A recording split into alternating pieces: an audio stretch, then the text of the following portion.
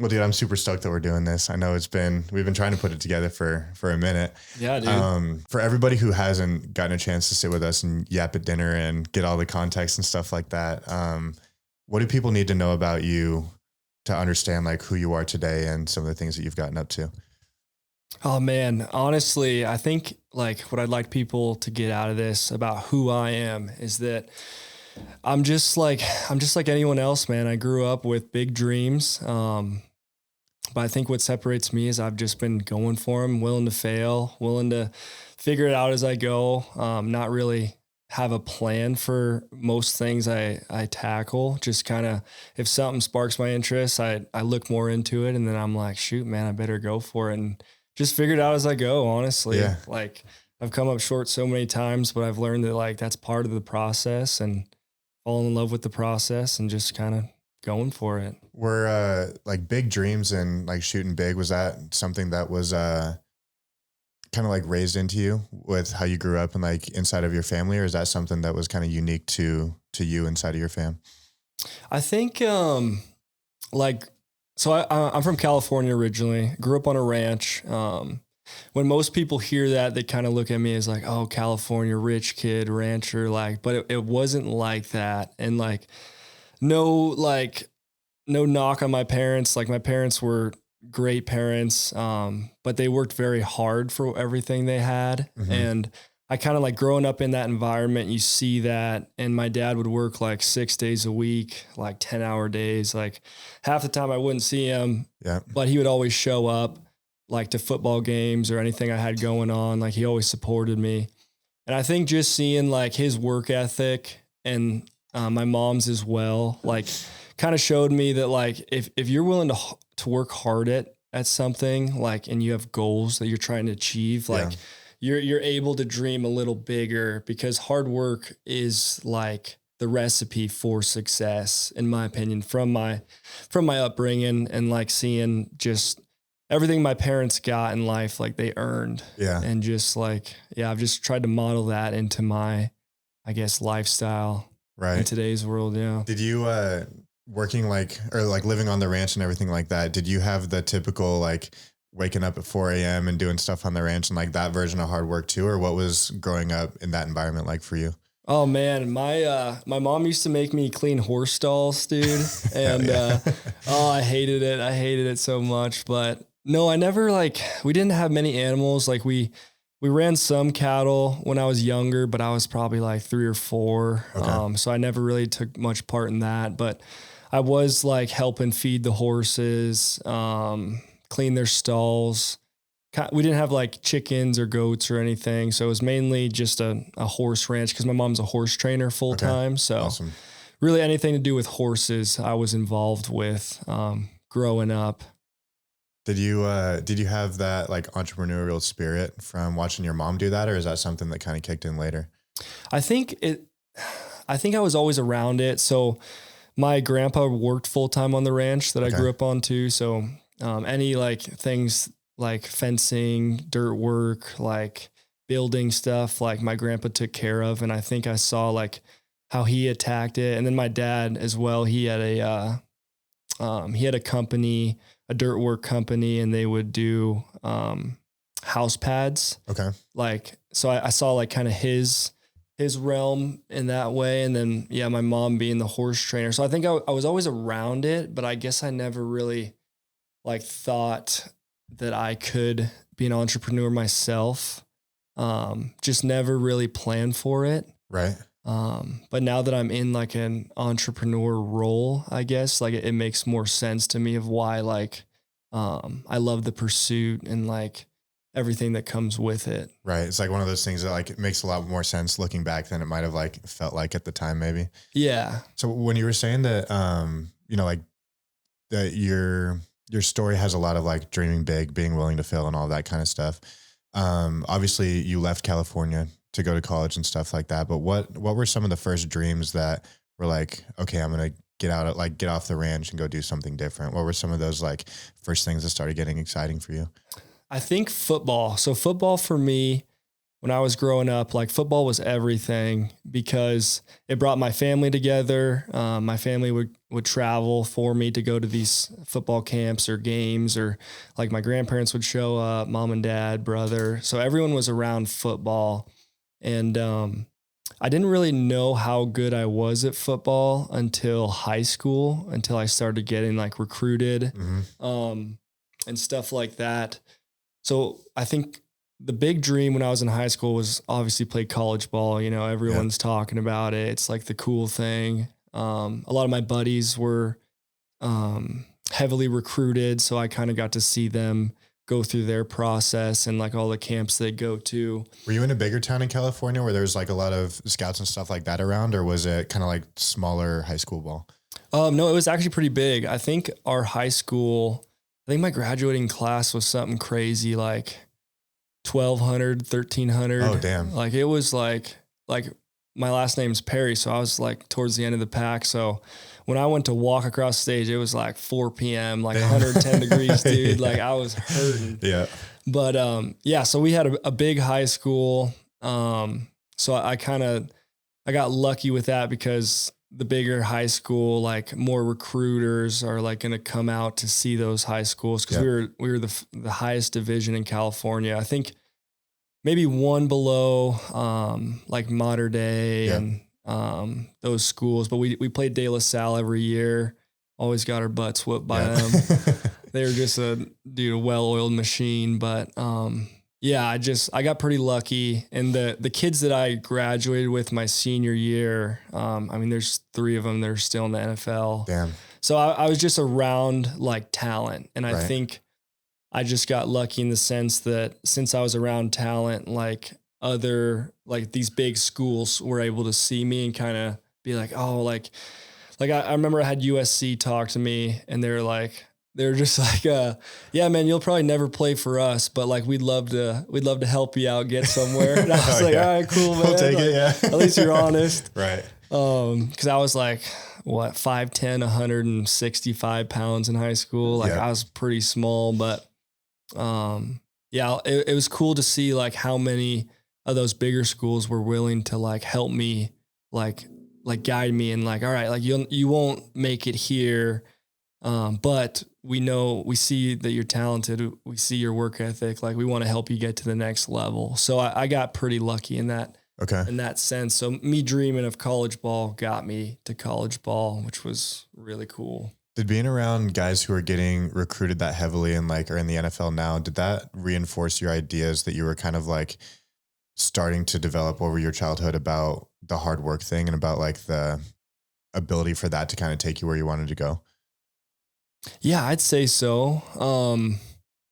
Like I think the hard, like believing and working hard, really, it came from my parents. It came from my dad specifically, seeing like that guy he'd get up at 3 a.m. every day to do a 2-hour commute to whatever job site he was on. And then he would drive home and then spend time with me and my brother. We were super into dirt bikes when we were younger. So he'd come out to the shop. He'd see me and Tyler tearing apart our dirt bikes for no reason, really just to get him out there. So I think he's like, seeing like how he handled life.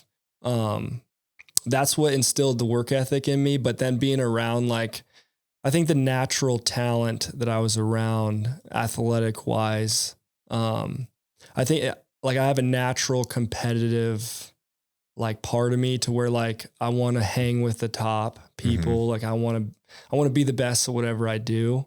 And so just being around those guys who are way more athletic than me, but having that background of like, you got to work hard, you got to earn whatever you got. I think just mixing that and trying to keep up with those guys that I was with in my class, I think that's kind of what got me to where I was at the collegiate level, because no one in my family had ever played sports. Oh, like, really? Yeah, it's kind of nuts. Like my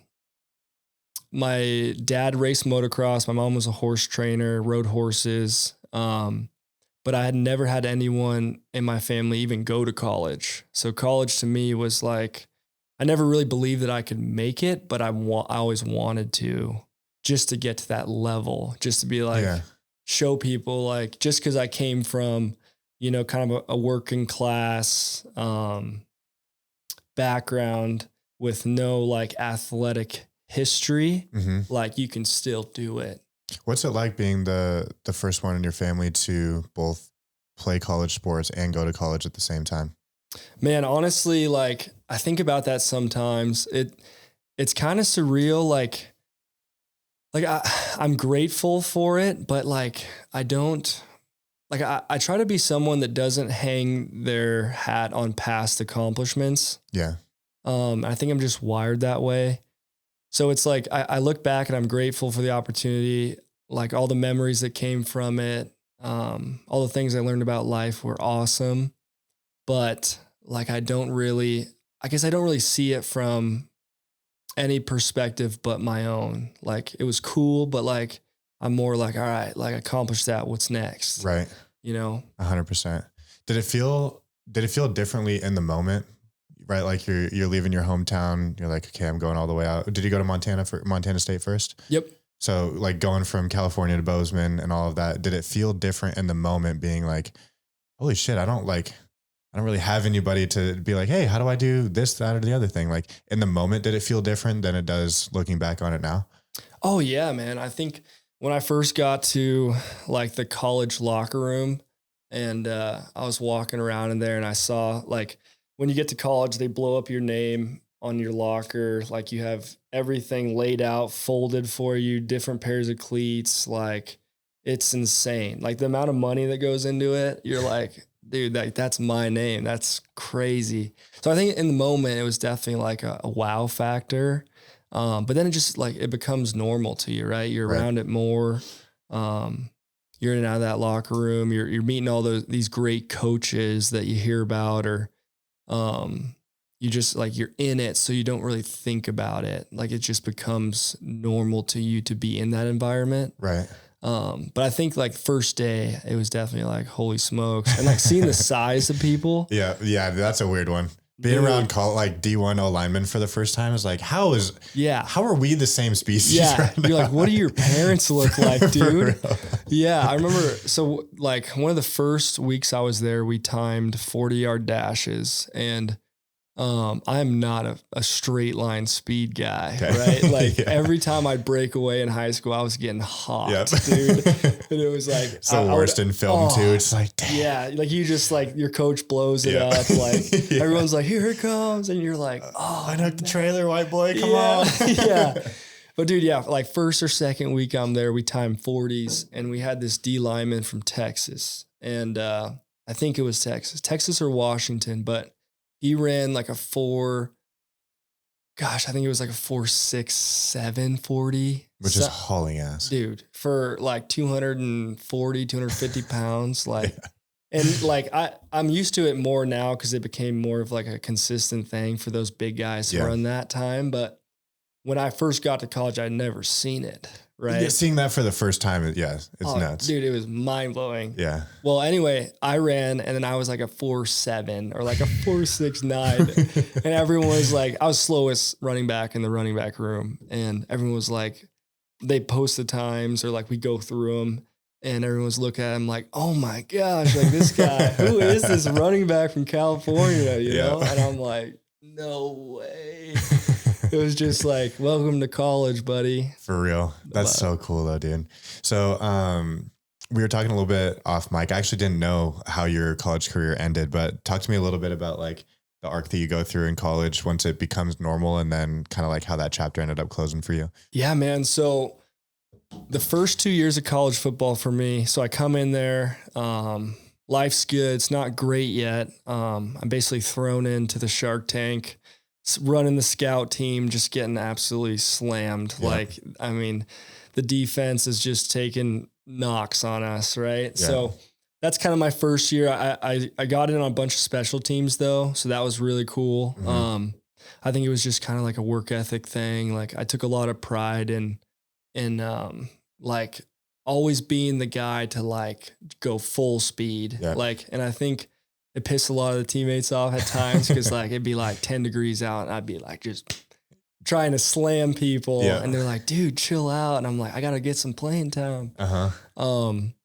But yeah, so like first year, like nothing crazy. Second year though, went awesome. Like I was playing running back. I was in the rotation, scored a couple touchdowns, had like, I think 100-yard rushing game, and then another game where 3 of us ran over 100 yards. So we set like a school. Is this the year that you guys were running the hell out of the ball when Troy Anderson was playing? Yeah, when he was playing quarterback. Okay, yeah. So you guys were rushing for 400 yards a game. Yeah, I think sometimes Troy threw the ball like maybe 4 times a game. Yeah. Like it was like ridiculous, but yeah, just had a great year, and then fast forward to my senior year. So going into senior, I guess it would have been summer or spring ball, maybe. I can't even remember now. But anyway, so Coach Choate leaves. He goes to Texas to be a linebacker coach. And then we get a new coach brought in, Coach Vegan, right? So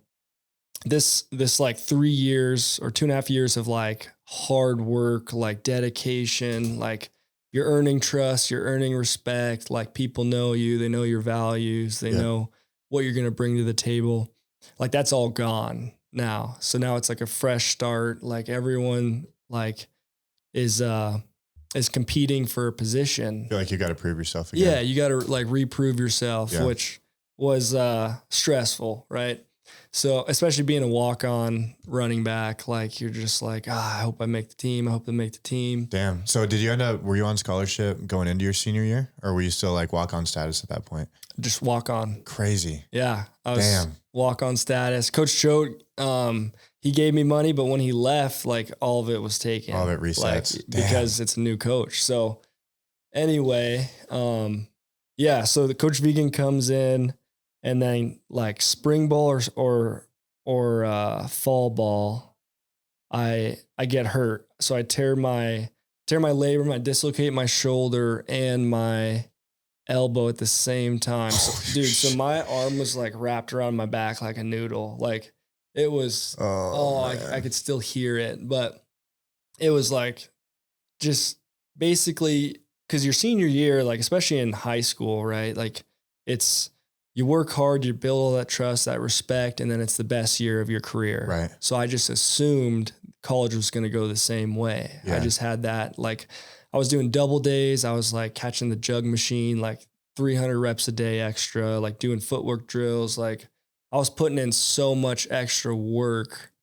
So like when I got injured, it was like everything I had put in was just erased. Right. Like, so I'm sitting in my room in the dorms. So it was actually spring ball, because now I remember the phone call. But so I'm sitting in my room at home, and I'm just like, man, like, what am I going to do, dude? Like, Had you had surgery at this point? Yeah. So I just had the surgery. Everything's going like to plan. They're like, yeah, you got a 6-month recovery. Yeah. You're going to miss your senior year.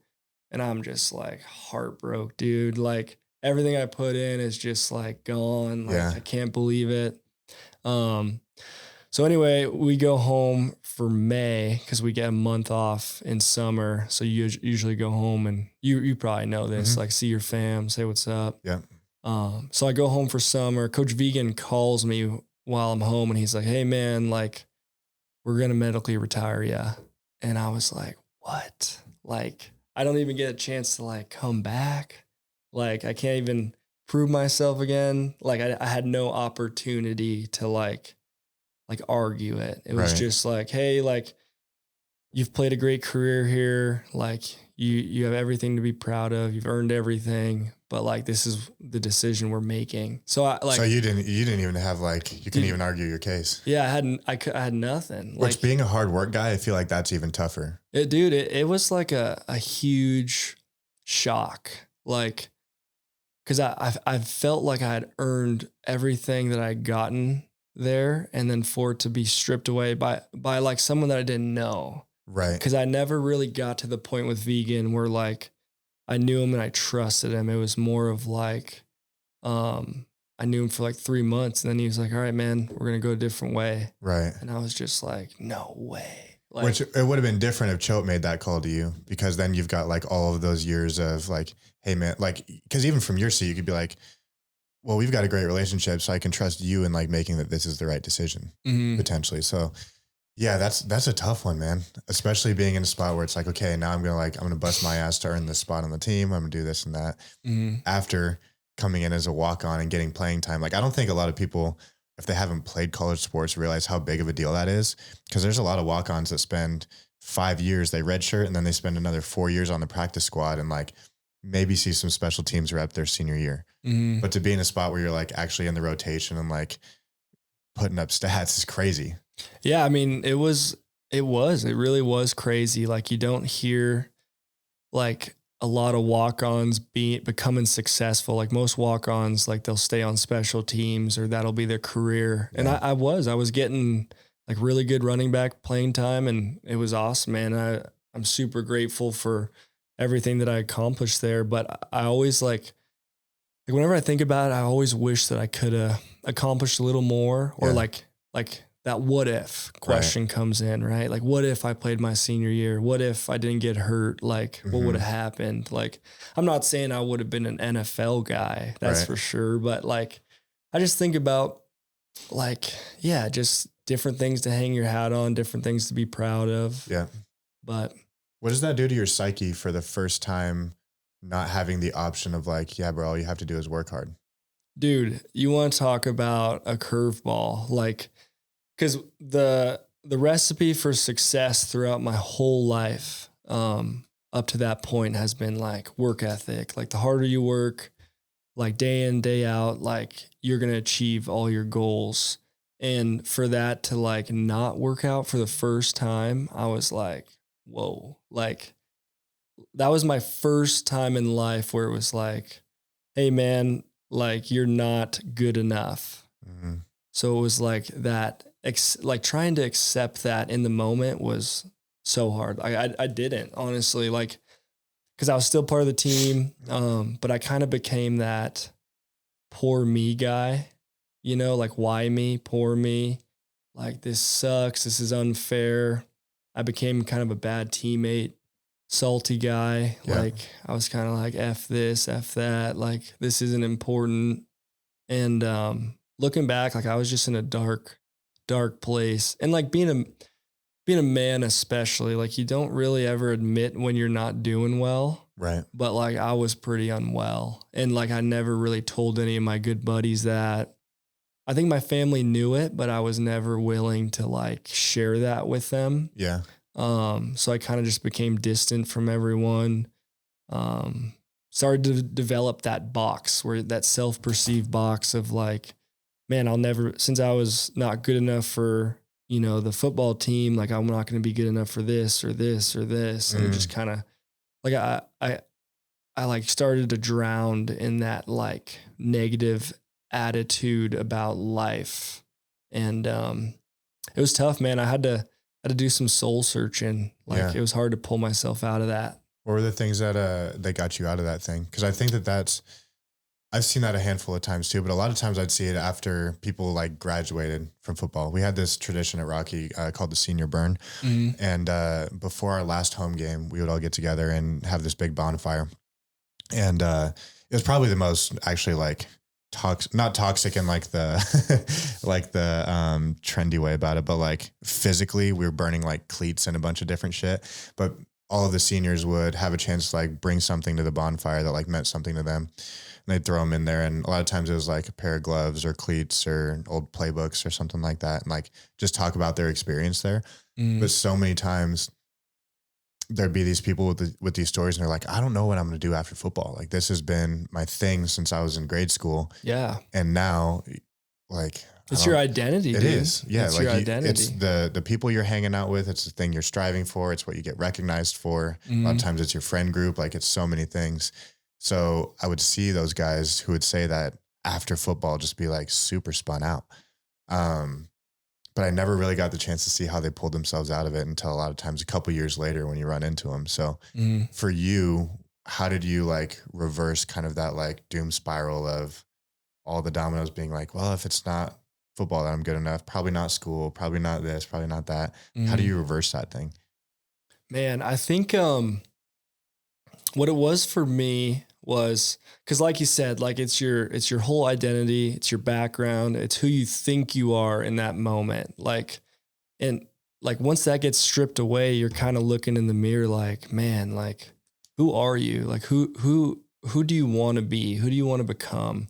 And I think that's when like I was making poor choices. I was going to the bars every weekend, drinking, like just being such an idiot. And then like I kind of got to this moment where I looked in the mirror and I'm like, dude, like you're going to be such a loser if you don't like correct it, if you don't fix this. Like you are like, I've always believed that like God's had a plan for me in my life. Mhm. And I was like, God's got a bigger plan for you than this, man. Like you're not going to be that guy who peaked in high school. Yeah. Like I was like, I cannot do that.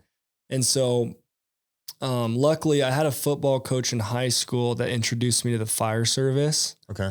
So the fire department, in a way kind of saved my life because I transitioned from this poor me, life sucks, life's unfair person to more of like, all right, firefighter. Like I can do that. Like I've seen these guys, I've seen like what they're about. Like I can become one of them. So I shifted my focus to like from football, like the hard work, the work ethic, like day in and day out, transitioning from football to becoming a fireman is kind of what saved, I guess, my path. Mm, What corrected it from becoming catastrophic, yeah. really. And so once I like transitioned into pursuing the fire service, that's kind of when I started becoming like type A, like, all right, I'm going to do this, this, this. I'm going to schedule my days out. I'm going to work my butt off. And I'm going to just go for it. Do you think as a man, we need something to strive for in that way? I think, I think I know me specifically, like I gotta have goals to chase or else I kind of fall off the path of success. Like if I don't have something I'm striving for, I'm kind of like sitting in this complacency window of like nothing's being accomplished, nothing's getting done. Like if I don't have these challenges to face or like go for, like, yeah, I just nothing good happens. And I think men specifically probably need it more than women. I guess I don't know like for sure, but I know like me and it seems like you too, Mhm. like we need that. We need something to be chasing and like setting goals, accomplishments. Yeah. Do you think that do you think that you can catch yourself when you don't have one? Like what do you start to notice if it's like, oh shit, we don't have the thing to chase right now? Yeah, I think you can. I know I catch myself for sure. Like if I'm not signed up for like a long run race or like some sort of CrossFit competition or something that I know that's gonna push myself, like get me to that limit. Hmm. Like going to the gym becomes harder. Yeah. Like sticking to my schedule is harder. Yeah. Um, I just don't have anything to hold me accountable. Like I feel like me personally, like I need these goals or tests to hold my standard of life accountable, or at least like the standard I want to live. Like I Yeah. need something to hold me accountable to that. Do you think I'm just having a thought right now that I'm curious if for you it feels like each of those mountains that you climb are proving that you're the person that you say you are, or if part of it is about like proving that you can get better each time? Because to me it seems like there are a lot of things that I've done where instead of proving to myself like, see, you can be better, you can be this, you can be that, like you can grow. Even though there is growth that's like related to some of those things, it doesn't necessarily feel like that. Most of the time it's just like, oh, thank God, like I still got it in me. I still Mm-hmm. got that dog. I still got whatever.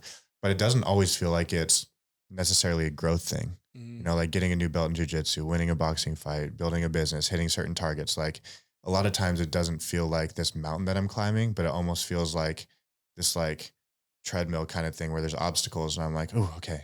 Yeah, you're didn't fuck that one ducking up. and Okay, we're still dodging. good to go. So I'm curious for you, like, are having those challenges and stuff like that, is it about like proving that at a baseline you're still upholding that standard and like being the person you want to be? Or to you, does it feel more like it's a growth thing and that each one of those wins kind of like helps you climb as a person? I think it's a little bit of both, man. Like I think everyone should consistently test themselves to like, I guess, to evaluate the growth and like the journey they've been on and like see like how different you are like this year versus last year, and are you reaching your goals? I know for me specifically, like I sign up for these events to kind of prove to myself that like I can do anything I put my mind to if I'm willing to like work hard, sacrifice, and go for it.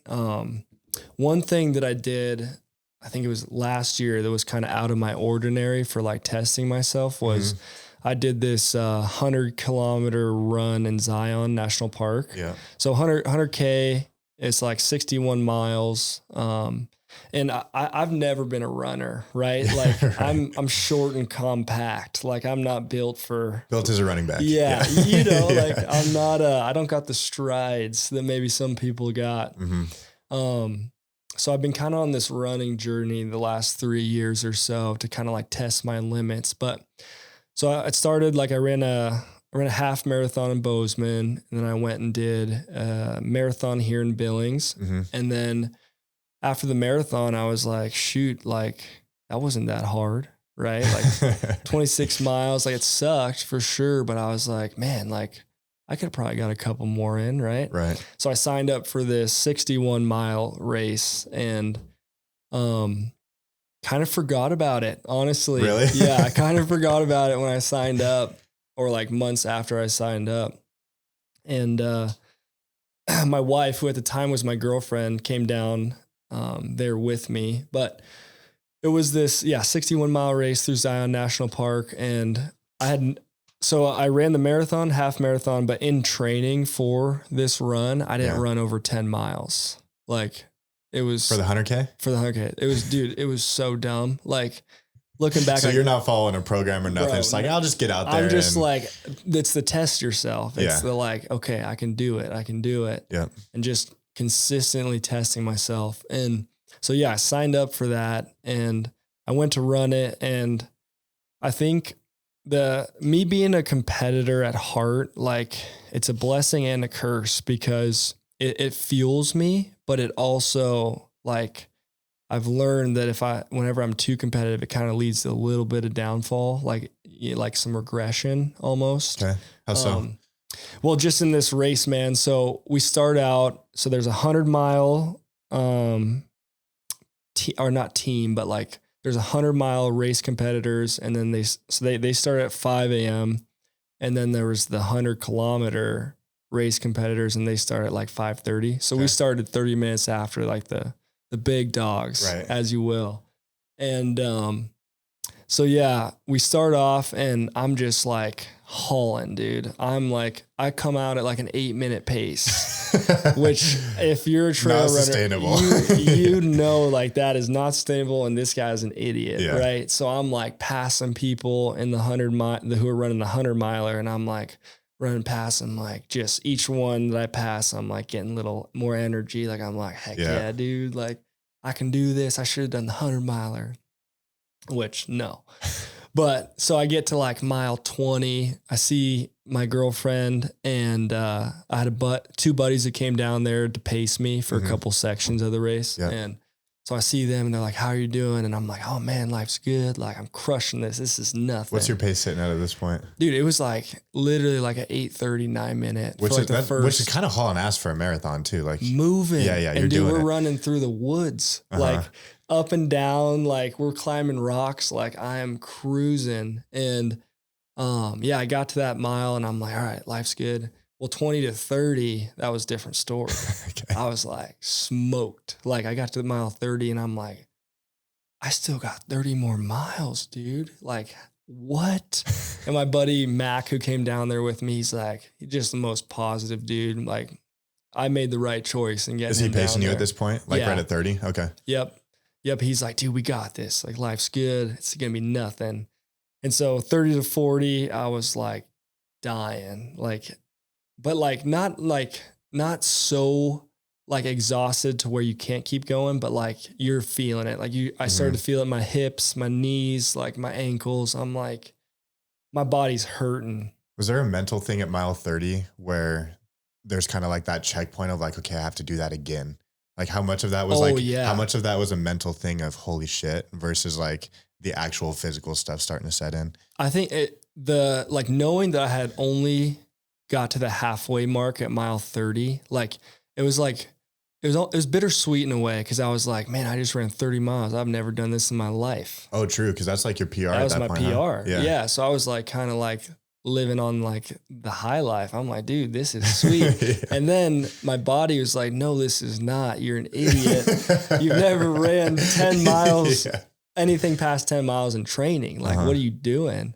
And so I think it was like just that, like you had that good angel and then that, that bad on your shoulder where they're both talking to you.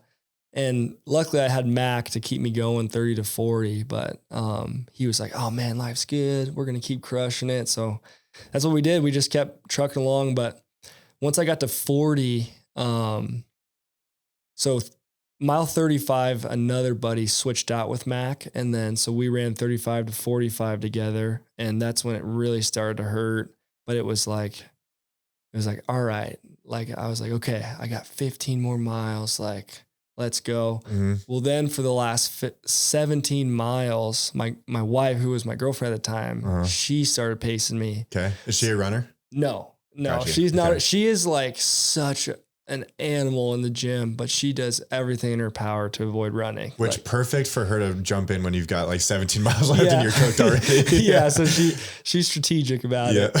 But so she jumps in with me and I'm like, I can't hold anything down. Like we get to mile 50. I can't hold anything down. I can't drink water. I can't eat because that's the biggest problem in those races is your body's not adjusted to like the trauma that it's enduring. Yeah. Like, it's like, what is going on? Like, we've never been through this. Especially when you were running like 5 times more than you were doing in your training runs too. Yeah. Just like such a dummy, like saying it out loud. Like everyone's always like, dude, you're an idiot. I'm like, dude, I know. Yeah. Like how long were you up at this point? Like 50 miles in, how many hours into the race? This was probably like hour 13 or 14. Okay. Is like the sleep fatigue setting in or do you not really notice it because of everything else going on? No, not yet. The sleep fatigue didn't hit me until me and Allie were climbing like the last like 5 miles. Like so you go down the canyon and then you run around and then climb up the canyon and it's like 1,000-foot elevation gain and like I think it's like 0.8 miles, something crazy. And they save it for the end, right. Of course. Yeah. So that's when I was like hallucinating. Like she was trying to talk to me. Like I couldn't really talk. I couldn't really it was almost like I had this tunnel vision of like, I couldn't see anything else. I couldn't really hear Allie. Yeah. Like she was like muffled. And, that's when like I was like, dude, like this is bad. Like, this is not good for your body at all. But then we climbed to the top and you kind of run each I think it's like 6 or 7 miles. You hit an aid station. So we got to the top of this canyon, hit the aid station, got a little peanut butter jelly action, a cup of noodle. Nice. They were handing those out and I was like, let's go. But that was like the first thing I ate in like the last 10 miles that I could like keep down. Yeah. And I couldn't even eat the noodles. It was just drinking the broth. And I love cup of noodles. So that was painful. That actually does kind of sound good. Yeah. Like I was like, dude, I need the noodles. But yeah. So then it was just like the last 5 miles, I hit that like high again. Me and Allie are back in the saddle, like trucking along. But it was like, that was the first time that, I guess Allie and myself had like been through something like super hard together. So like And I kind of did that by design to like, cause I was like, I'm not going to quit in front of my, at the time, new-ish girlfriend. Like I can't have her thinking I'm some loser, you know? And so I was like, all right, I better have her run the last 15, 17 miles with me. And it helped, dude. I mean, she just kicked What a beast, though. She put in more than a half marathon for not running, too. That's also crazy. And she had never ran over, I think it was like 8 miles in her life. So you guys are thugging it out together, dude, then? Yeah, just in the trenches, like taking grenades. Like it was brutal. But she pulled me through. Like I was in like the fetal position behind a bush at one point, like trying to throw up, trying to poop. I didn't know what was going on. Yeah. And she's like, come on, let's go. And I'm like, all right. Damn. Frick. What's your inner dialogue like when you're like in the part where you can't really hear that well, your vision's going? What's your inner dialogue like? Man, I think it's like, it's kind of like, what are you doing? Like, why do you have to do these things? Like, what are you trying to prove? And then it's like, you also got the, hey man, like just keep going one step at a time. You can do this. And I think it's such like a good comparison, like running what I love about running is it's like, it's such a good comparable to life in general, because like the moment, like no one really likes running, but like if you do, like, man, good for you. You're a dog. But blessed. Me personally, blessed. I hate running, dude. But I just like, I love the aspect of running to where it's like, if you dip into the negative mindset or the negative self-talk for a second, like it is so hard to like rewire your brain in that moment. Like, no, dude, we got to stay positive. Like we got to keep going. Like just settle in. It's one of the easiest things to quit. You literally can just stop right there. Yeah. And it's like this could all be over right now. Right away. Yeah. And it's so easy to quit. And it's just like trying to like, I guess, apply that mindset to my life is like kind of what I've learned from running. Is like, no, we can do one more step. Like especially in running, it's like you see that stop sign, you can make it to this stop sign. And it's like, you see the next one, you can make it to the next one. So it's like just applying that throughout my life. It's like kind of what I've taken from running. And now I've honestly become sort of addicted to it, to where it's like, man, I love that battle in your head of like, okay, like I can keep going. And it's just cool what you learn about yourself through that. And like trying to put yourself in those moments to practice shutting that voice off in your head of like, no, like we can do this. Yeah. You know? So, take me to those last like 5 miles when you're finally like, you're catching your final wind. You can kind of like see the finish line coming up. What was that like? Oh dude. When I saw that, so the race took me like 18 hours and 55 minutes to get it done. Okay. And so by the time I got to the finish line, you run down this hill to the finish line, and it was like 3 a.m. or 2 a.m. maybe. I don't even remember because I kind of blacked out, honestly. But you run down this hill and you see all the lights blown up that say finish. And I'm like, you're running like this, like you don't even know what, like your body's just moving, dude. And I saw the finish line glowed up, and Allie's like, we made it. And I'm like tearing up, dude. I'm like, oh my gosh, we made it. Like, I'm so happy to be done with this, dude. And it was just like that emotional dump of like, man, this was the hardest thing I've ever done mentally. Like to do like 19 hours of like, of that pain. It is just nothing but pain for that time. Like there's no like, and kind of like you said, like it's so easy to quit, right? And that voice in your head, trying to battle that voice for 19 hours. That's like, a long time, especially when you think about how long like a 1 minute plank feels. Yeah. Right. You know, like you get to 30 seconds, you're like checking your watch. Right. You're like, bro, can we speed this up? For sure. You know? So it was like, yeah, man, it was a just emotional dump of like the tears came out. Like I was so proud of myself. Like I couldn't believe I did it. So many people were like, when I told them, they're like, dude, you're an idiot. Like, what are you doing? Kind of makes it feel a little sweeter though, I bet. It did. Yeah. Cause I was just like so excited to tell everyone I finished it, you know, especially the people that were like, oh dude, you're not going to finish that. You haven't trained at all for it. What are you thinking? Which is true. Like, and they had definitely every reason in the world to be like, you're not going to do that. Right. But doing it, it's just like, fuels a fire, man. It's like you can do anything that you put your mind to. Like as cliche as it sounds, like you really can. Mm-hmm. Like as long as you're willing to work at it and you have the desire, like you can do it, man. Yeah. And I hope that like when people listen to this, they're like, man, like that dummy from California, he did that. That's cool. Yeah. You know, I can do that. So what did it, I think one of the things that's interesting about doing like these big mountaintop moments, whether it's a trip or a race or like a high rocks, whatever your thing is, I think that it's always really easy when you're like fresh off of that trip or like you're on your way home to like feel the strength of the lesson that you just learned. Right. Mhm. Like I feel like every time I do something like that, there's always like some kind of new perspective or something I learn about myself or the world, or there's like some big takeaway from it. And it feels really fresh right after it happens. Right. It's like you've got this new lens on life and you can like effectively apply whatever that lesson was right away. I think carrying that on though, after that can be really tricky because it seems like the further you get away from that experience, the harder it is to like remember how potent that lesson was or whatever the thing that you learned was. So what did you walk away with that trip from? And like, do you still have anything that you still carry with you from finishing that race?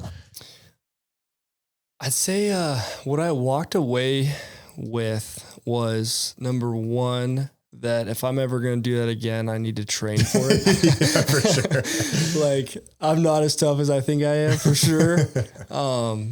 Number two was like that you can do like those hard things, and you need to do those hard things because dude, I learned so much about myself during that run of like the positive self-talk, like kind of like what it actually means to have it. Like what, because most people think that and they're like, oh, you just tell yourself you're doing a good job. It's like, no, you got to dig deep, man. And you got to like really figure out like what fuels you, like what makes you work, what drives you. Yeah. And like, I kind of learned some things throughout that run of like, what do I think about when times are hard to like motivate me and catapult me to like the next step, or like that zone where you're just grooving. Mm-hmm.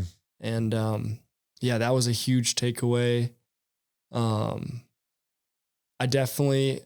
thing I took away is that like that needs to be repetitive. Like that's not like positive self-talk, finding that is not a one and done. Like you need to constantly be practicing it. You need to constantly be putting yourself in environments where that's the only option, because that's really how like you sharpen your sword, is like, you got to continuously do it, right? Or else it's just going to become dull. Yeah. You know, like that's interesting. Do you think that putting yourself in those situations where the options are either like you have the positive self-talk and you get through it, or you quit, do you think that makes the threshold of things that you can deal with in real life and like have a positive outlook on it? Does it make that threshold bigger? Oh, dude, 100%. Like, I think it expands it tenfold, like continuing to like learn and grow and like experience those things. Like you kind of, cause you just subconsciously apply that mindset to like all aspects of your life. So like anything that happens that's out of your control, or you can't really figure out why it happened, you're able to be like, hey, like I've done hard things before. Like, right. You know, I know how to do it. I can get through anything. I can get through this. So it's like you constantly have to be, like practicing those things, and then you're kind of able to apply them throughout your entire life. Because of it. Yeah. Does finishing that race make you more inclined to have more of these challenges like set out in front of you after that? Yeah, 100%. I think, like I said before, I'm going to definitely train for the next ones, but I want to run like one ultra run a year. Like that's kind of my goal going forward, is like, I got to constantly be doing those, because you just learn so much about yourself in them, and it gets you running, it gets you like in the gym, gets you training. I also do this thing through the fire department. It's called the Firefighter Combat Challenge. So that's a whole different like avenue, but it's like I need to sign up for these competitions and like have them on the calendar because they hold me accountable and they keep me practicing that mindset of like just going for it. And it keeps me like in that positive self-talk window. Right. I think that's a good kind of like place to bounce back into that transition that you were talking about, becoming a firefighter once like you kind of got yourself out of that kind of doom loop that was happening after being medically retired from football. How has your career as a firefighter shaped who you are today? Man, I think the fire service is unique, man, because like it's a job that like you have so many responsibilities that it almost seems like a 20, 25 year career, like is not enough to really master it. Really? Yeah. So it's like, I've really had to learn to accept that, you're just not going to be good at everything. Like there's going to be things like that you just don't have the answers to right away that people need in the moment, or like, it's kind of it's given me like more, gosh, how would I say it? Just acceptance for not having all the answers all the time, because like you have car wrecks, fires, medical calls, rescues, water rescues, like like there's so many things, hazmat calls, like, and it's like to be an expert at all of that. Like, I mean, that's a 50-year journey, right? Mm-hmm. So just like understanding that it's okay to not know all the time. And as long as you do your best to like find the best solution to you in those moments, like that's kind of what I've taken from the fire service so far. And it's honestly just best job in the world, in my opinion. Like you meet so many cool people. The things you get to do are just like unreal. Like it's like running into a house that's on fire. Like, you want to talk about adrenaline rush. Like it's pitch black. You can't see anything, but like all you're looking for is this fire, like people or like any potential rescues. Like it's so cool, man. It almost feels like unreal that I get to do it. Really? Yeah. It's crazy. What you were talking earlier about how some of these like big challenges and stuff like that are essentially like character building for you. Mm. What is having that as your effectively like your job coming out of college? What does that start to do for that like self-image, the self-talk, and like kind of that next chapter of figuring out who you are? How does like the fire department shape that? Gosh, I think the fire service has really humbled me. Like, I mean, I'm humbled every day, dude. I've looked so dumb on calls before, and it's just like accepting it, like, and it's like, it's all right, man. Like we had this, I'll tell this story and I hope I don't get in trouble for it, but we had this medical call and it came out as like difficulty breathing. So this patient was having maybe an asthma episode or something was going on. But so it was my second shift on the job. And so we go into this apartment building. It's kind of dark in there. And I'm like, I came from Livingston Fire before, and they have paramedics always on staff there. And so most of the time the paramedics lead the medical call, the assessment there. Okay. So I transitioned from that to, I'm an EMT basic, like I'm not a doctor, but I'm going to lead a lot of these medical calls and I'm going to do the primary assessments on these patients. Right. And so I get into this apartment and second shift, super nervous. Like I'm terrified to do anything wrong. Yeah. And I'm like talking to this patient and I'm like get fixed in on her airway. I'm like, all right, I got to make sure she's got a patent airway. Like, is she breathing normally? Is she gonna die? Right. And so we're like talking back and forth and the ambulance gets here and I'm like, all right, ma'am, like the ambulance is here. Like, let's get you on the cot. Like, are you able to walk to the cot? Do you feel comfortable walking? And she looks at me like I had just like told her like someone in her family died. And I'm like looking around. I'm like, was that like a bad question to ask? Did I say something wrong? And she looks at me again and she pulls up her blanket. She's like, I ain't got no freaking legs. And I was like, dude, what? So I literally just asked this patient with no legs, dude, to walk to the cot. And everyone in the room is looking at me like, dude, you effed up. And I'm just like, no way. Like, how did I do that? I'm freaking out, dude. I was like, they're going to fire me. Like, there goes my job. Like, oh. Asking a paraplegic, like, come on now. Just get yourself on up there. Yeah, come on.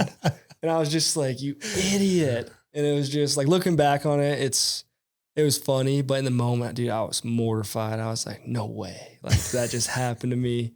Here I am trying to like establish trust, like amongst like the fire department, all my boys. Like, I'm trying to show them like, hey, you can count on me. And yeah, I'm asking people with no legs to walk, right? Like, just like, you idiot. So just like the constant like humility lessons that you learn as a fireman, like it's just nonstop. And there's so many stories I could tell about me, like doing dumb stuff like that, where people are like, oh gosh.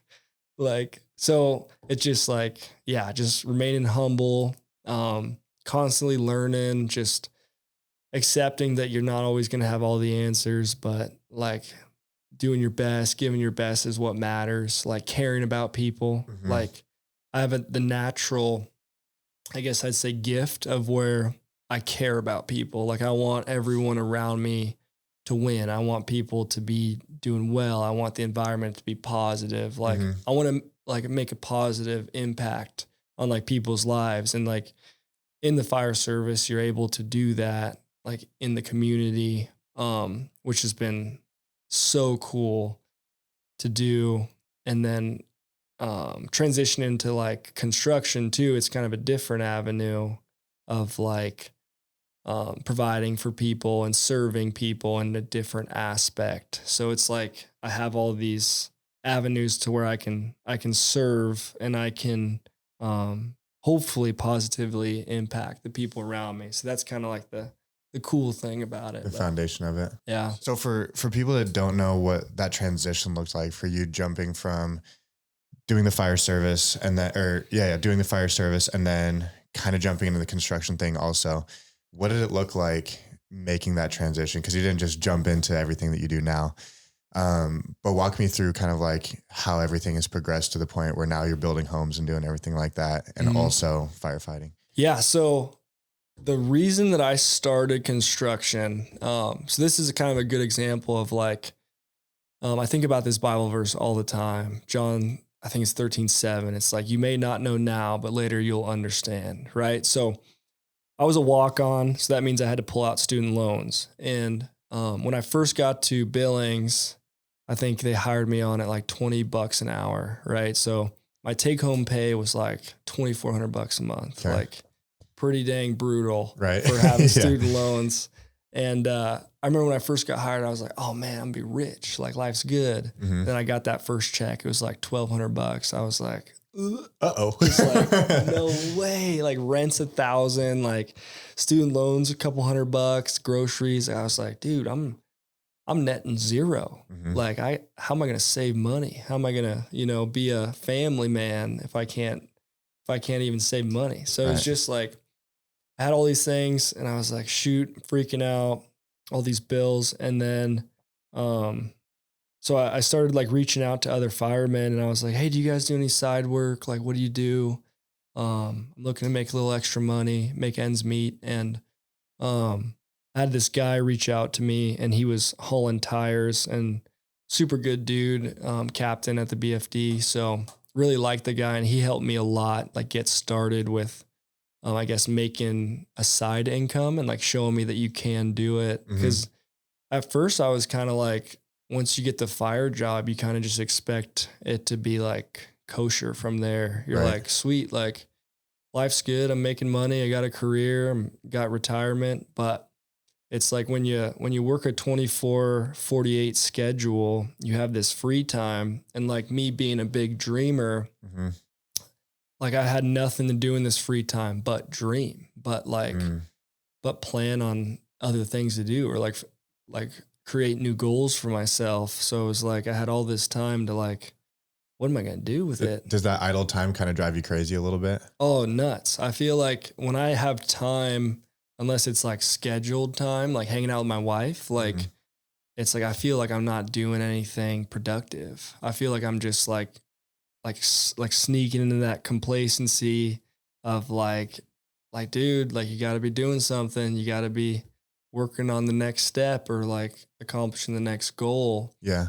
So, but yeah, backtracking, this captain, he was hauling tires for this tire changing place in Bozeman. So we'd haul them from Bozeman to Laurel.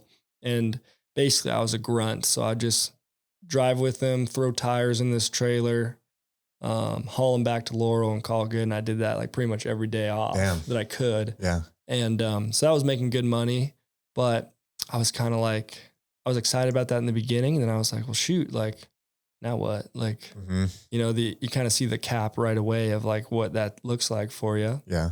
And then I was like, gosh, I need to make a little more money. How can I do it? How can I do it with this schedule? Because not a lot of employers want to hire someone on a rotating schedule where they can't be there 2 days a week, 3 days a week, you know? So I was like, okay, how can I become self-employed in something else? What am I good at?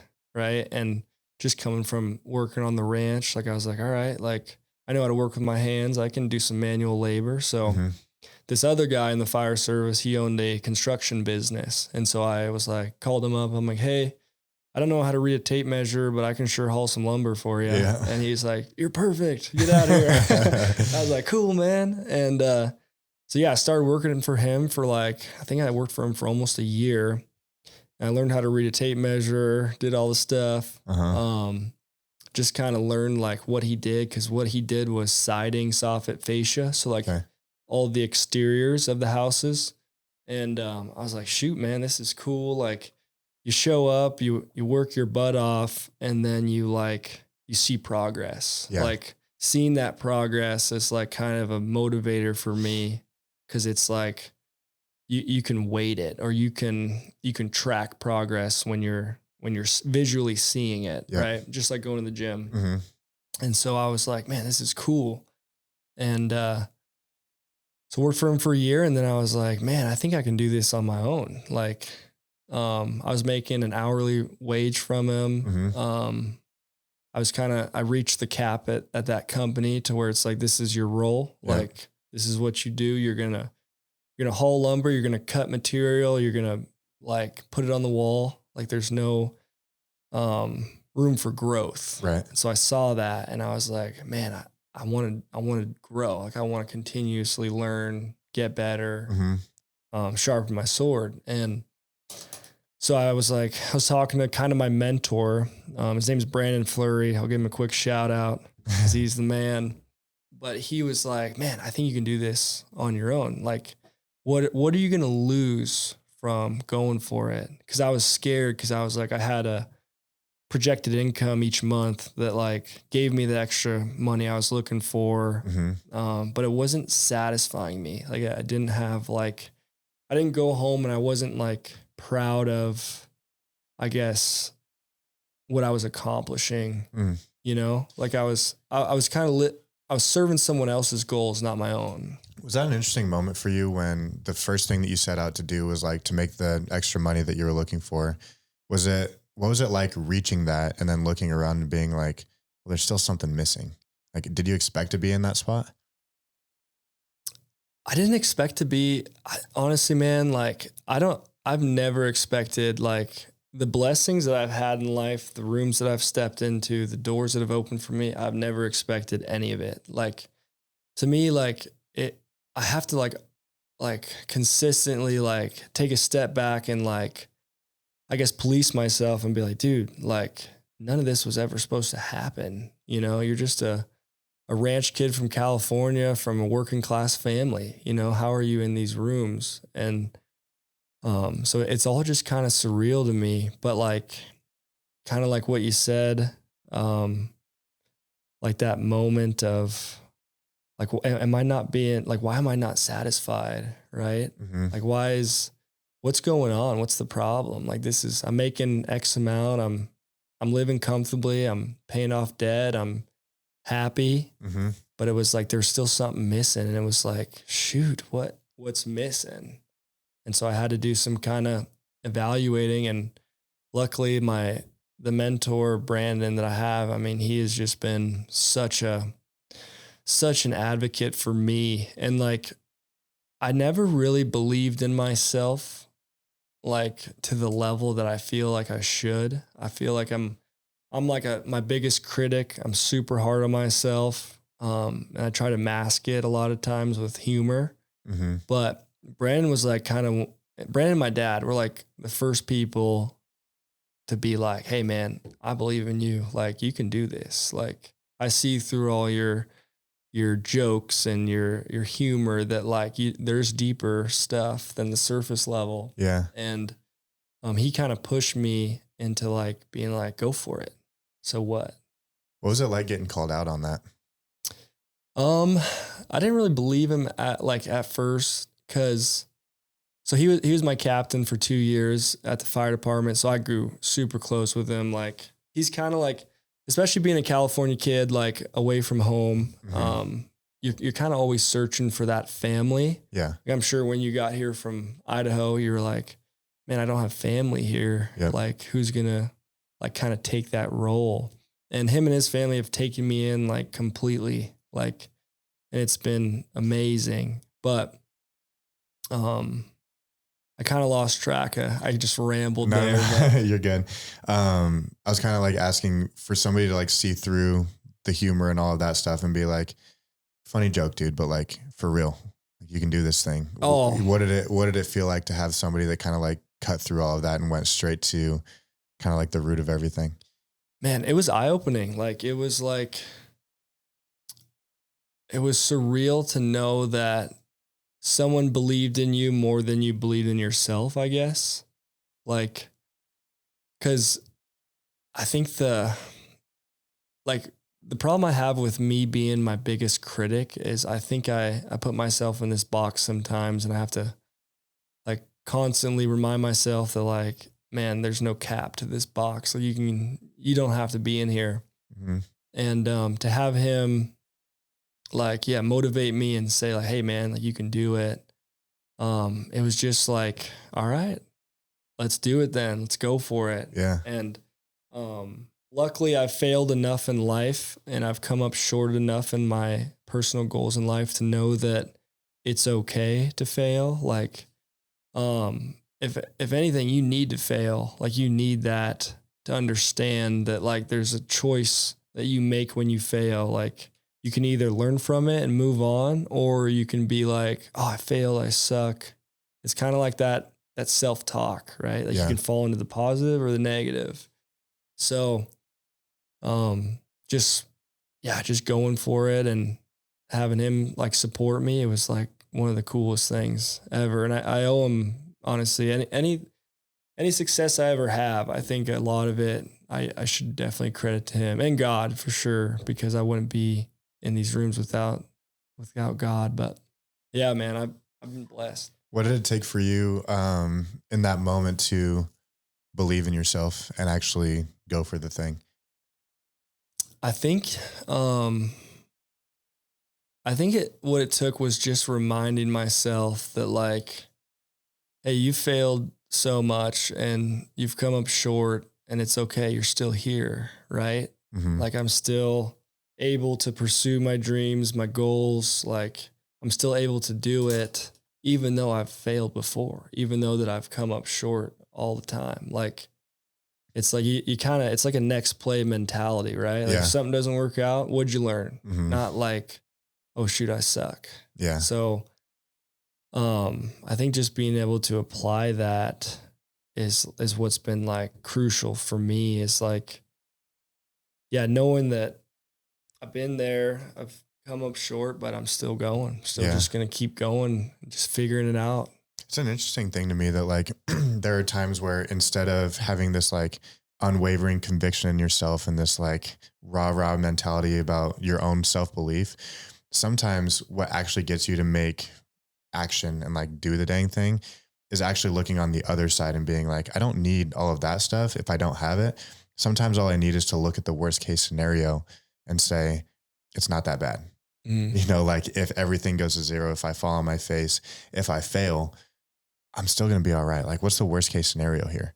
And so instead of, I think so many times, like whether it's movies or Instagram people beating their chest or whatever, like we have this sense where you have to have this like unwavering conviction and this like ridiculous amount of belief in yourself to do anything.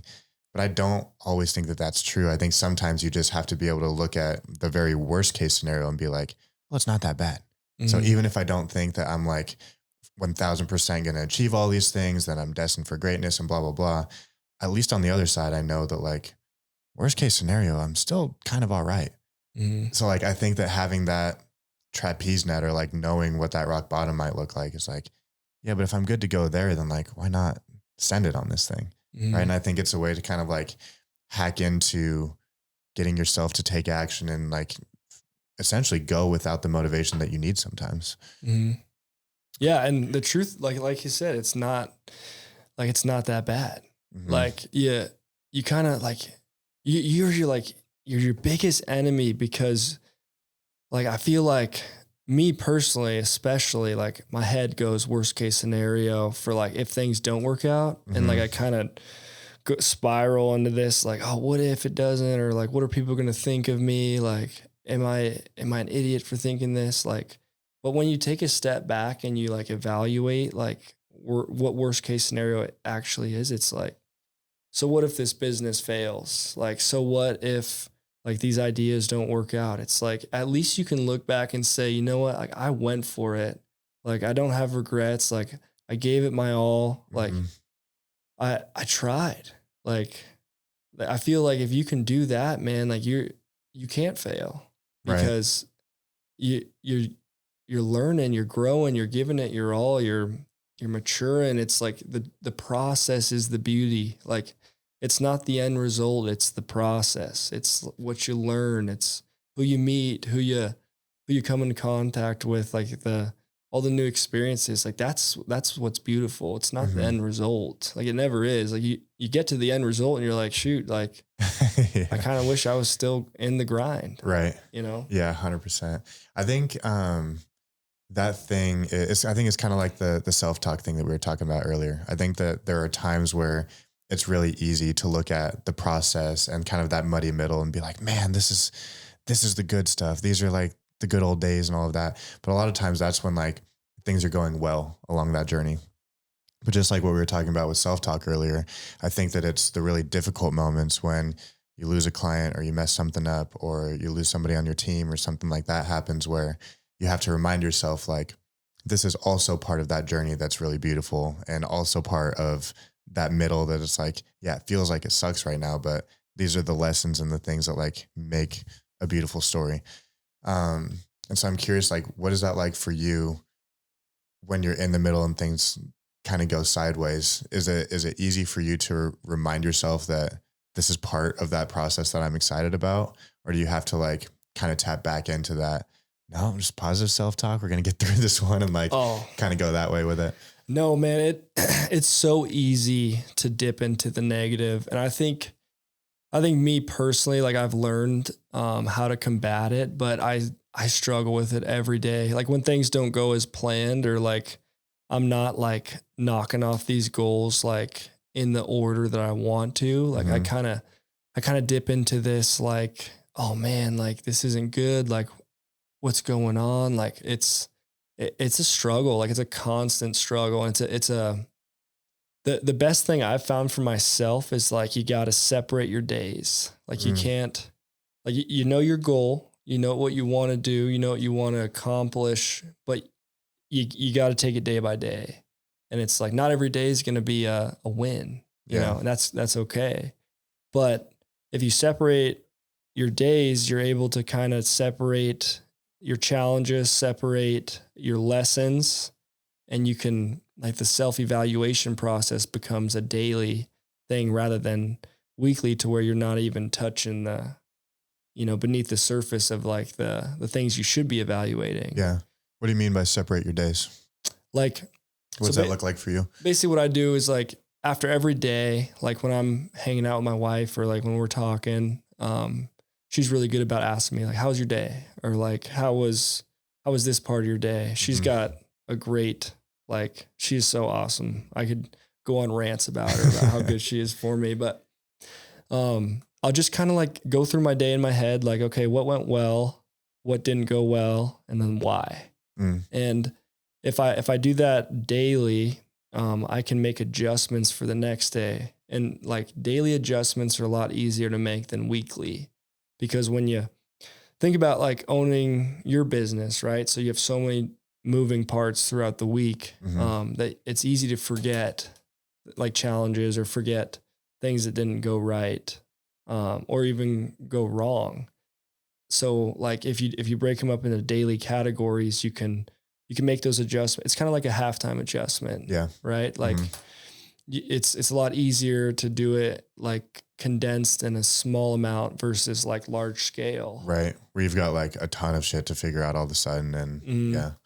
Especially like in my world, in the home building world, like there's thousands of moving parts. Like you got so many, like right now we're doing 6 houses, and it's like there's so many moving parts to these houses. And if I were to clump them into weekly evaluations, like I wouldn't touch anything, or there would be no corrections that were like adequate for what's going on. It would be like, Because it's too big. it's too big. Yeah. You got to break it into days or categories or whatever works for you, but like make things smaller. So when like the big problems happen, like they're really not that big. You know, they're easy to tackle. Mm-hmm. Is that something you apply kind of across your life, is trying to break each problem down into like smaller chunks or smaller categories instead of trying to just like wait until things get big enough to like warrant a massive adjustment? Yeah, I'm super critical about, I feel like I'm constantly in like the self-evaluation mode, or like the self-awareness checks. Cause I've found that like the more that I'm aware, the more that I evaluate like my choices, my goals, what's going on in my life, at a smaller scale, I can actually make those changes that I want to make in order to reach my goals, or in order to stay on the path that I'm trying to stay on.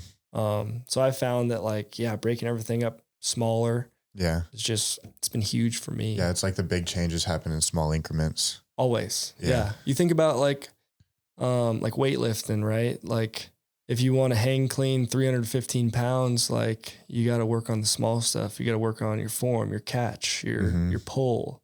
Like if you were just to go in the gym and be like, I'm going to throw on 25 pounds on each side and I'm going to do it. Like probably not going to happen. Right. So you gotta break it down into the fundamentals and the smaller stuff. 'Cause that compounding the small victories is what gets you to that next level. Right. I'm a huge believer in small victories. Are you somebody who's able to celebrate them? No, I'm not. And I'm working on it though. It's hard, man. It's like, I'm just not wired that way. Like, my wife's always like, you should be so proud of this, or like, you should be happy with this. And that's one of my biggest struggles, is I feel like I'm never satisfied with where I'm at or what I'm accomplishing. It's always, as soon as I accomplish something, it's like, what's next? What's the next challenge? And I can never just be like happy with what I'm doing or satisfied with like who I am now. I'm always like chasing the next step of, I guess, manhood, self-confidence, like, so it's just, it's like a constant, I guess, evolving thing for me, is to like chase that next thing. And I'm trying to be more, like, I'm aware of the things I need to correct, but I'm not aware of the victories that I need to celebrate. Yeah. And I'm trying to work on that. Yeah. Yeah. Where are the things to correct, but not? I think that a lot of times it's easier to identify those though, because when you're constantly looking forward, it's so much, I mean, it's just like in sports, right? It's like, it's so much easier to make a ton of adjustments after a loss and to see all of the things that are wrong because it's super obvious. However, when there's wins or something like that, it's like, yeah, well, we planned on all this already. Like, we did all of the work. Our intention was to win. We won. So what what are we talking about here? Mm-hmm. You know, like we're already on to the next one, mission accomplished, let's go. And I wonder if sports is kind of something that like feeds into that. Cause I was a lot like you where my dad literally when I was young was like, dude, you're an average white kid from Boise, Idaho. Mm-hmm. If you want to do anything with the sports thing, you're going to have to work harder than everybody else. There's people who are naturally gifted who are just going to be better than you, whether you like it or not. And like, you have to catch up by working hard. So it was always, you know, like a faster 40 time. It was always winning games. It was always like chasing the accolades for all state and this and that, trying to get recruited. So I think it's almost like you get wired to always be chasing that next accomplishment and that next like thing to add to the rap sheet. But it's, I don't know. I think it's tricky because looking forward and seeing like, here are all of the goals, that seems a lot easier than looking in the present being like, look at everything that I accomplished, because you can't chase that accomplishment once you have it already. It's like, mm-hmm. what do I buy a fucking cake? Like what, you know what I'm saying? Like, yeah. So like it's something that I struggle with too. And I wonder if, to me, what I'm trying to figure out right now is like, I also do struggle to celebrate the little wins. Like I'm probably not going to buy balloons or take myself out to dinner or do anything like that. But I wonder if it comes down to like, almost like an overarching or like a long-term gratitude that you're like building, and that each one of those is like a marble that you're adding to the stack, right? Mm-hmm. Where it's like, I'm proud of who I am. I believe that I can do hard things. I wonder if it's more about that and less about, hey, we're going to go to dinner. We're going to like, you know, celebrate in like a physical way. Mm-hmm. If that makes sense. But as you're trying to get better about that, what have been the things that you've like either worked on or identified as ways to like start celebrating those a bit more? I think what's really worked, and I shouldn't say really worked, but like what I've noticed about celebrating my accomplishments is, I'm not good at them. And I've tried to,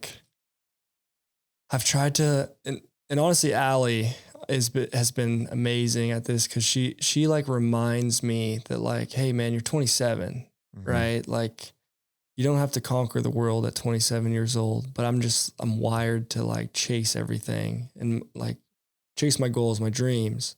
So she's been good about like showing me like, hey, you can like take a step back, think about like everything you've accomplished, like look yourself in the mirror and like ask yourself, like, are you getting closer to the person you want to become? Because I feel like me and her talk about that a lot. Is like the who we want to be in life and who we see ourselves as, what we perceive ourselves to be. And just like constantly like trying to take steps back when it's going really good, and just like reminding myself that I was never supposed to be here. You know, like I was never supposed to be in the environment that I'm in, the rooms I'm in. Like most things that I've chased in life, like I've been able to accomplish, and like just realizing that and understanding that, like I'm so blessed. Like there's people that would kill to be in the position I'm in, and just like trying to remind myself that that it's not a race. It's the beauty's in the journey, the beauty's in the process. Like you're going places you never thought you would, kid. Like, you know, like just be grateful. And I think the more that I dive into my faith and scripture too, like the more that I'm able to understand that, like it's not about me either. Like the life I'm living, like the God I serve, like it's always gonna be bigger than me. Mm-hmm. And like the things I accomplish, like they're all because of him. Like it's the people that I surround myself with. It's God. It's like, it's a mixture of these things. And just trying to remind myself that like where I'm at now, I never thought I'd be. And yeah, it's hard though. Yeah, it's like really hard. Yeah, like stepping back and taking inventory is a tricky thing. I think a lot of the questions that get me there are like when somebody asks you like, what would you tell 20-year-old you? And it's not until that kind of thing pops up where I like think about, man, what was I thinking about when I was 20? You pick your landmark, right? The first day that I started my business and all that kind of stuff. And I think about the goals that I had then and how small of mountaintops those look like now, but seemed like the biggest mountain ever to climb then. And I think it's not until I like take that step back and look at it like that where I'm like, oh yeah, just like you said, like we've gotten much further than we originally planned on in the first place. But I think we like have jumped ahead. You mentioned that you're working on 6 homes right now. Take me back to like where we left off with your mentor telling you, okay, let's go do this thing. You can do it. You start seeing the vision. What does it look like for you to go from that moment where you decide you're going to do it to now where you're building custom homes, you've got active projects, you're running crews and all that kind of stuff. What has that journey been like? Man, it's been hectic. Like it's a lot to tackle. Cause I started a siding company, siding, soffit, fascia, exteriors. I kind of modeled my business off of the person I was working for. Yep. And, me and my buddy started together. He flew in from Georgia. We just started, hammering boards up, man. Nice. Like finding jobs, selling ourselves, working long hours, sacrificing a lot of time. I think something that's not talked about a lot, or maybe it is, but it should be talked about more. But like when you're pursuing these big dreams, like the sacrifices you make are just like insane. Like I wasn't hanging out with my friends. I wasn't like being social. Like I was working 6-7 days a week, like trying to grow this business, grow my name, grow my brand. I wasn't like taking these trips that everyone my age was taking. Like it was lonely. It's a lonely, like the pursuit of entrepreneurship or business in general, like owning a business. It's so lonely. And there's times where it's like, is this worth it? Like what I'm feeling, like, has everyone done this? Has everyone felt like this? Because it's scary. It's like, shoot, man, like I hope I'm sacrificing my 20s. I hope it's worth it. Right. You know? So I think like the journey from starting my business to like, growing it to like meeting new builders, new contractors, trying to like brand myself, brand my company. It's been a ride. I mean, I've had so many ups and downs, and honestly, sometimes it feels like more downs than ups. Yeah. You know, like, but it's been like when I look back on it, it's so cool. Like just I started my company in 2023. It's 2026 now. So I had it for almost 3 years. And I mean, from day one to now, like I'm in rooms that I never thought I'd be in. I'm helping build houses. Like, dude, building a house to me is like the coolest thing ever. Cause like building a house is like telling a story. You're writing a book, right? And people just see the end of the book. They just see the end result, like the final picture. But it's like, there's like people that are building your house that are like, I mean, they have stories, they have families, like seeing them, like they're creative, like seeing them like do everything about these houses to me is just the coolest thing ever. And I'm so addicted to like bringing people's ideas to life and like being able to build the houses for these people, with my, I guess, home builder mentor, like has been, man, just so cool. Yeah. So cool. Cause you're bringing people's ideas to life. You're serving people in different ways than like I'm used to, like, especially in the fire service. Like you're there on people's worst day. They're not always excited to see you, but then you ask them if they can walk when they got yeah. Then you're looking make like the a day dummy. a little worse. Yeah. Now I'm just looking like a dummy in different ways, you know?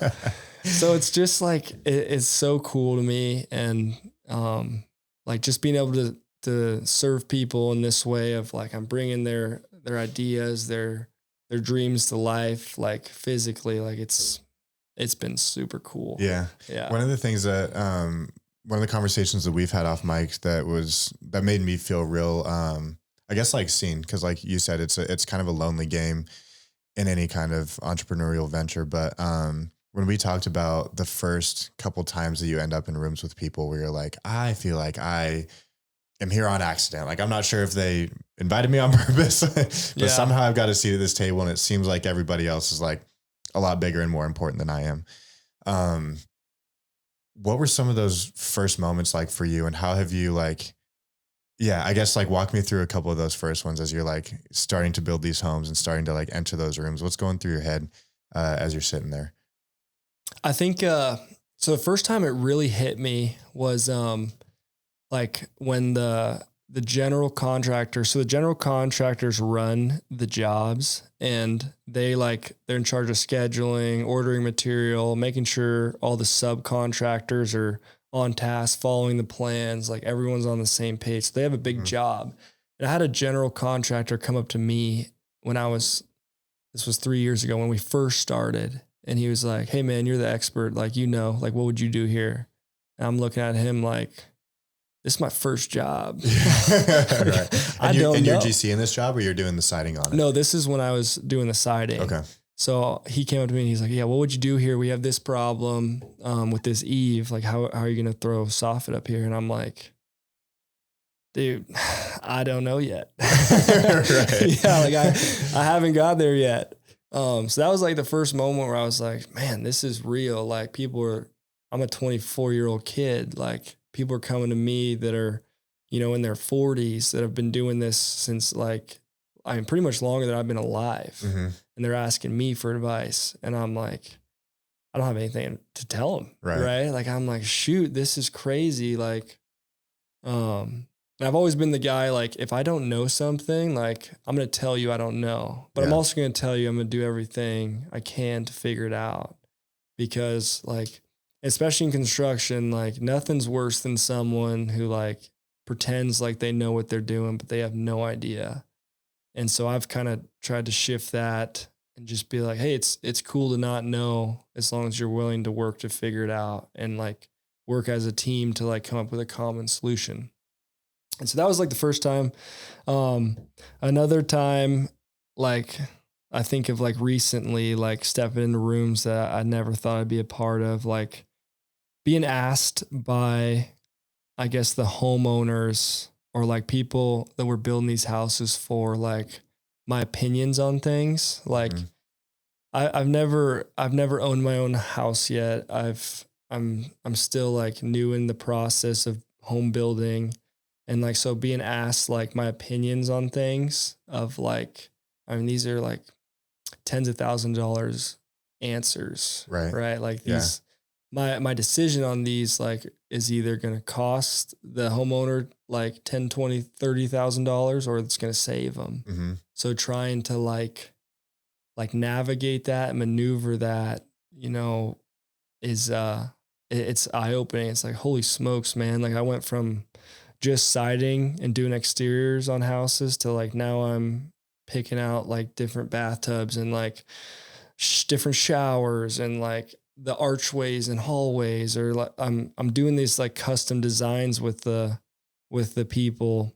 And it's like, I've had to like step back and be like, that's a 3-year gap in between these two things. And it's like, holy smokes. Yeah. It happens fast, man. It's like blink of an eye. I think that one of the biggest hurdles to get over when you start getting into those rooms is, I think, well, one of the things I noticed for myself, and like have talked to some of my other buddies about this who are like also young business owners, is a lot of times when we started, we felt like we had to like say something or like add some kind of value that felt important during whatever that meeting was.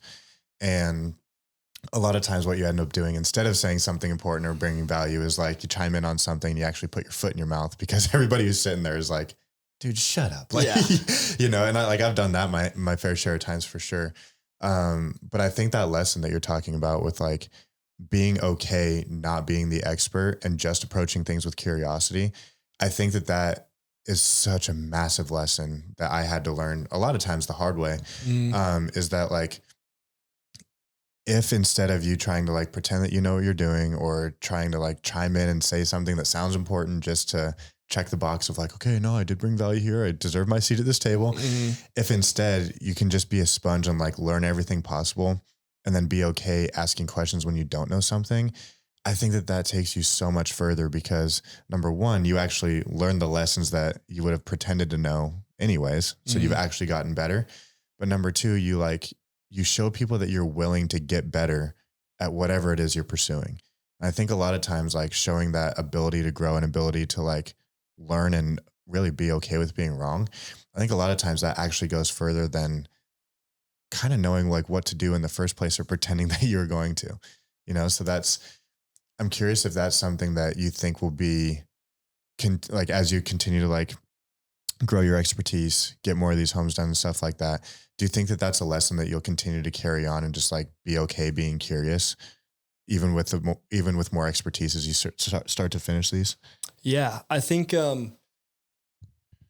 you gotta, so for you to be okay with being curious, you can't be afraid of judgment and you can't be afraid of people looking at you like, how do you not know the answer? So I've tried to apply that like continuously. But I think the recipe to success, especially in home building, when you're trying to build a team of subcontractors that work well together, positive environment, like, because a lot of these subcontractors, like they've been doing their trade for longer than I've been alive. Right. Like they are the experts. I am not the expert. And like communicating that and being like, hey man, like here's this problem. Like this just came up. I do not know how to fix this, but like, I'm not the expert. I know you are, but I want to like figure out how we could come together to fix this problem.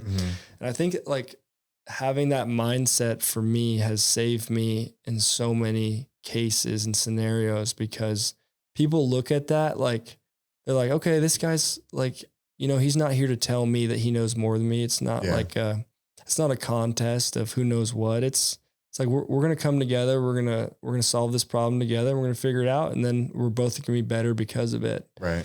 And like, I think just being able to carry that throughout your whole career is something that's going to be game changer. For sure. Like letting the experts be the experts. Yeah. And just like understanding that like, you don't always have to have the answers like right away. Kind of like what you were saying about firefighting too. Yeah. Like you got to be willing to put in the work to find them. And that's good because you're going to learn, you're going to grow, you're going to like understand more. Like you're just going to continuously get better, but you do have to come into it with a, humble mindset of like, hey, let's figure this out.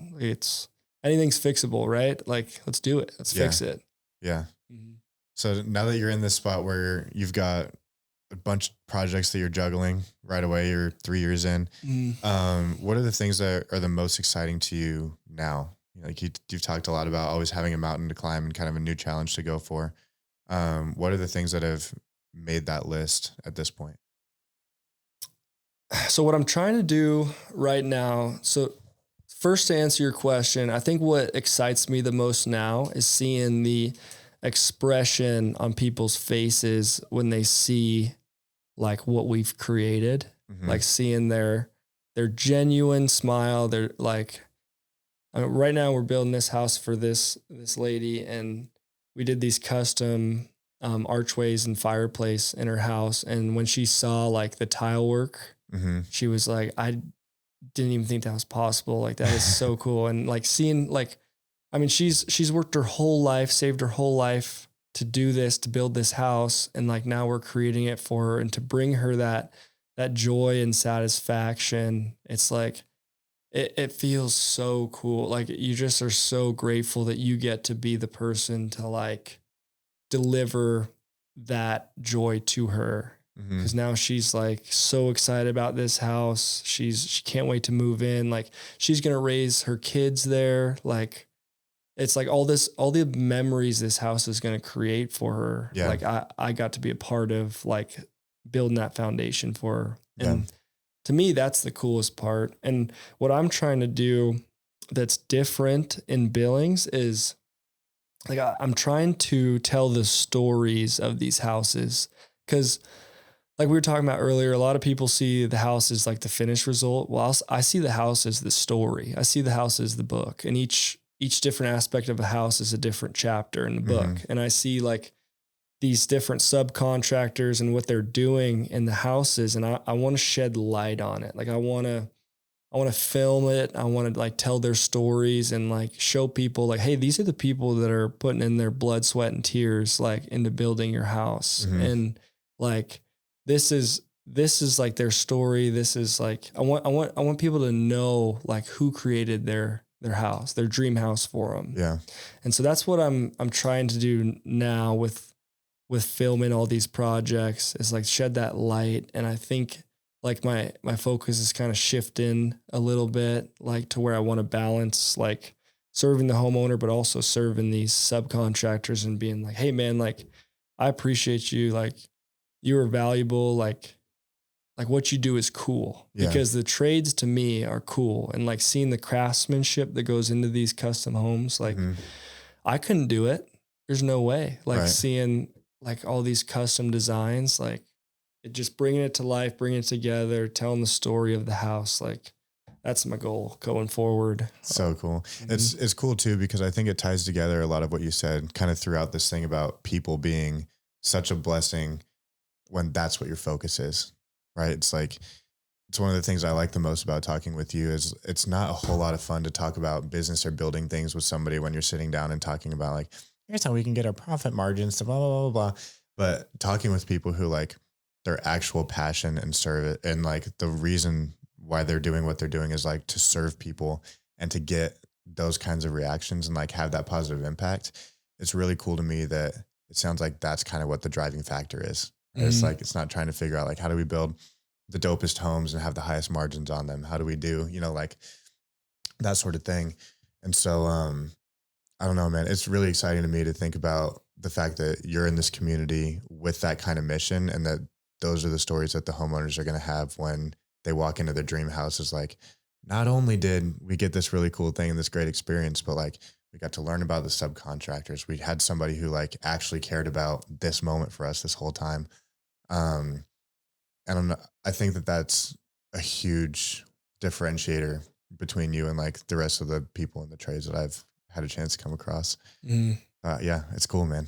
Yeah. I'm really stoked you're doing it. I'm excited, man. Like I have no clue where this is going to take me in life. And, that's the coolest part is it's like, who knows? Like, and what we were talking about earlier, like it could just completely fail. Like I could just fall right on my face, but I'm going to still go for it. I'm going to still like give it everything I got and see what I can do, because I think that I've been blessed with this ability to like serve people and that's been like always been like one of my main desires in life, is to bring out the best in people. And I've just tried to create that in construction where I see a lack of it, and just showing people that like it can be done. And if I'm the reason that someone starts a business or someone goes for dreams they've always had, I think that's the coolest thing I could possibly accomplish. Yeah. It's like I see it all the time in the fire service, especially. Is now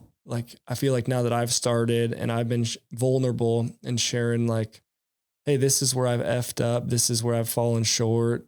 But I'm going to still show up tomorrow. And like, I think other people have seen that. And like, we got guys that are going into dirt work, guys that are going to tile showers now. Like I've been able to provide that for other people. And, I just want to show people that like, you can do it, man. Like you're going to have good days, you're going to have bad days, but like you keep that positive self-talk going, like you can do anything. Yeah. And that's what I'm trying to show people. 100%. That's a lot of the reason this podcast exists. So the fact that I can have a chance to talk to people like you on it and like try to put as many of these stories out there as possible of like people who look like you, have backgrounds like you, have struggles like you, like they've done it too. So like, just do it, man. Like take the freaking risk. Yeah. Like, go for it.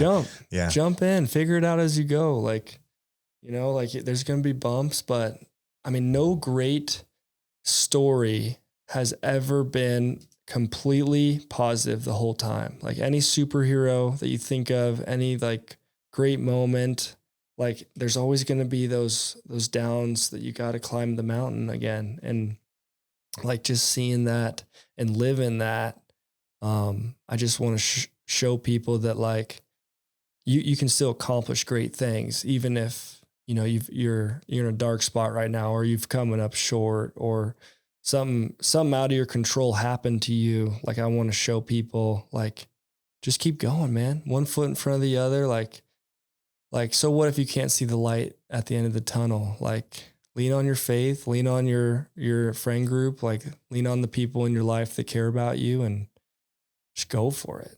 Heck yeah, dude. Just go for it. Yeah. Mic drop. Boom. Dude, this was absolutely awesome. I'm super stoked we got a chance to do this. For anybody who's looking for you, for Perry Built, for all that kind of stuff, where can they find you? Well, I give out my phone number, but I don't think that'd be a great idea. Probably not. I'm working on building my website right now. I have my social media, Perry Built LLC, so you can find me on Facebook and Instagram. I try to post updates on there every day, every other day. I'm not the creative genius that you are, so I'm working on my status there. But yeah, reach out to me if you have any questions about anything business related. I'll do my best to answer them. I'm still a rookie in this game, like 3 years in, but if I could offer any advice to anyone, I'm more than willing to. So heck yeah. We'll see you out running around in Billings too. Heck yeah, brother. Doing the dang thing. All right, man. This is awesome. Thank you for listening, everybody, and be where your feet are. Peace.